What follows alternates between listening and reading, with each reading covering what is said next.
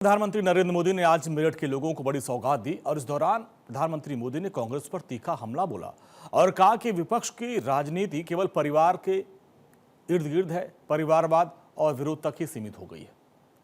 उनका कहना है कि कांग्रेस ने हमेशा देश की प्रगति में रोड़े अटकाए हैं।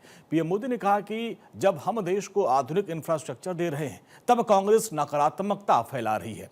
उन्होंने डिजिटल इंडिया और मेक इन इंडिया का मजाक उड़ाने के लिए कांग्रेस को आड़े हाथों लिया और कहा कि आज मेरठ में बनी स्पोर्ट्स किट का और आधुनिक मेट्रो की दुनिया में डंका बज रहा है, लेकिन कांग्रेस को इसमें भी बुराई नजर आ रही है। भारत मंडपम में यूथ कांग्रेस के किए गए शर्टलेस प्रदर्शन पर भी उन्होंने कांग्रेस पर तंज कसा। कांग्रेस और इसके इकोसिस्टम ने क्या किया? साथियों, कांग्रेस ने भारत के एक वैश्विक आयोजन को अपनी गंदी और नंगी राजनीति का अखाड़ा बना दिया। समारोह स्थल पर विदेशी अतिथियों के सामने कांग्रेस के नेता कपड़े उतारकर पहुंच गए। मैं कांग्रेस वालों को पूछता हूं, देश तो जानता है आप पहले से ही नंगे हो, फिर कपड़े उतारने की जरूरत क्या पड़ी? कांग्रेस के नेताओं ने वहां जो कुछ किया वो दिखाता है कि देश की सबसे पुरानी पार्टी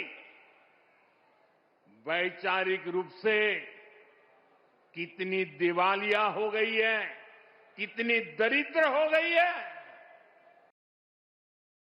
वहीं मुख्यमंत्री योगी आदित्यनाथ ने भी प्रधानमंत्री के सुर में सुर मिलाते हुए कांग्रेस और सपा पर बड़ा हमला किया। सीएम योगी ने कहा कि 2017 से पहले मेरठ में बेटियां सुरक्षित नहीं थे, उद्योग धंधे बंद हो गए थे। उन्होंने कहा कि कांग्रेस और उसके साथियों ने यूपी को पिछड़ा बनाए रखने की साजिश रची। मुख्यमंत्री ने कहा कि आज प्रधानमंत्री मोदी के नेतृत्व में पश्चिमी यूपी की पहचान बदमाशी से बदलकर कलेक्टिविटी की हो गई है। सीएम ने दावा किया कि विरोधियों के पास न तो नीति है न नियति है, वो सिर्फ फूट डालकर राज करना चाहते हैं। 14 के पहले अभी हाल ही में आदरणीय प्रधानमंत्री जी ने देश के अंदर इंफ्रास्ट्रक्चर की मॉनिटरिंग की जिस 50वीं बैठक की है, यानी इससे पहले 49 बैठकें संपन्न हुई हैं। इससे पहले कभी कोई प्रधानमंत्री क्या कोई मंत्री भी अपने विभाग के कार्यों की समीक्षा नहीं करता था, बड़े प्रोजेक्ट की मॉनिटरिंग नहीं होती थी। और परिणाम क्या है? प्रगति नाम का जो आधुनिक व्यवस्था आज देश के अंदर देखने को मिल रही है। सरकार की कोशिश है कि मेरठ के अंदरूनी स्टेशन जैसे मेरठ सेंट्रल, मोदीपुरम तक जल्द से जल्द काम खत्म कर लिया जाए। मेरठ के अंदर इस ट्रेन की खास बात यह है कि इसी ट्रेन पर मेरठ मेट्रो भी चलेगी, जो शहर के लोगों को लोकल कनेक्टिविटी भी देगी। एक नज़र अगर हम डालें दिल्ली मेरठ कॉरिडोर पर, तो इसकी कुल लंबाई 82 किलोमीटर ये पूरा कॉरिडोर है। नमो भारत स्टेशन जंगपुरा से मोदीपुरम के बीच कुल 16 स्टेशन पड़ते हैं। मेरठ मेट्रो मेरठ साउथ से मोदीपुरम डिपो तक 13 मेट्रो स्टेशन पड़ेंगे।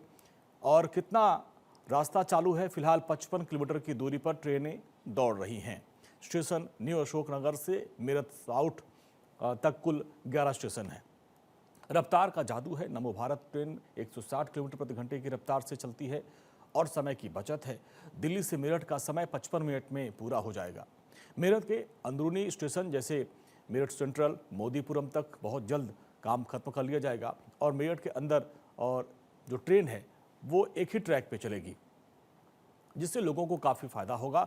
अभी तक काम की रफ्तार को देखते हुए उम्मीद की जा रही है कि बहुत जल्द पूरे कॉरिडोर पर ट्रेन दौड़ने लगेगी। इससे न केवल नौकरी पेशा लोगों को फायदा होगा, बल्कि दिल्ली में पढ़ने वाले जो छात्र हैं वो भी मेरठ से अप डाउन कर सकते हैं और अपना सामान बेचने वाले व्यापारियों के लिए भी काफ़ी तरक्की के रास्ते खुल जाएंगे।